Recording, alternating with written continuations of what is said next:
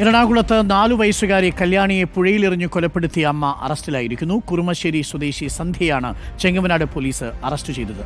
ഭർത്താവിന്റെ വീട്ടുകാരുമായി പ്രശ്നങ്ങൾ ഉണ്ടായിരുന്നുവെന്നും കുട്ടിയെ ഒഴിവാക്കുന്നതിന്റെ ഭാഗമായിട്ടായിരുന്നു കൊലപാതകമെന്നുമാണ് സന്ധ്യയുടെ മൊഴി.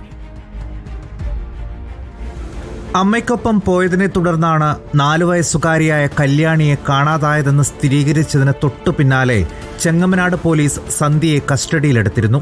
ഇന്നലെ രാത്രി നടന്ന പ്രാഥമിക ചോദ്യം ചെയ്യലിൽ കുറ്റം സമ്മതിച്ചു. കൊലപ്പെടുത്തിയോ എന്ന പോലീസിന്റെ ചോദ്യത്തിന് കൊന്നുവെന്നായിരുന്നു സന്ധ്യയുടെ മറുപടി.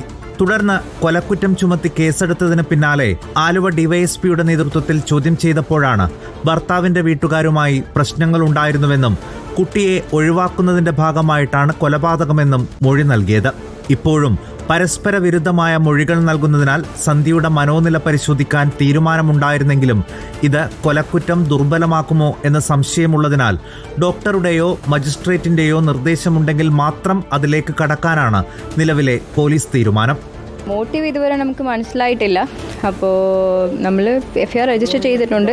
അപ്പോൾ ഇതിന് ബാക്കി ഇൻവെസ്റ്റിഗേഷൻ്റെ ഭാഗത്തായിട്ട് ഇതിൽ വേറെ മോട്ടീവ്സ് ഉണ്ടോ ഇല്ല അതിനായിട്ടുള്ള തെളിവുകളുണ്ടോ നമ്മൾ കണ്ടെത്തണം. കുട്ടിയെ അമ്മ നേരത്തെയും അപായപ്പെടുത്താൻ ശ്രമിച്ചിരുന്നതായി പരാതി ഉന്നയിച്ച ബന്ധുക്കളുടെ മൊഴി രേഖപ്പെടുത്താനും അന്വേഷണ സംഘം തീരുമാനിച്ചിട്ടുണ്ട്.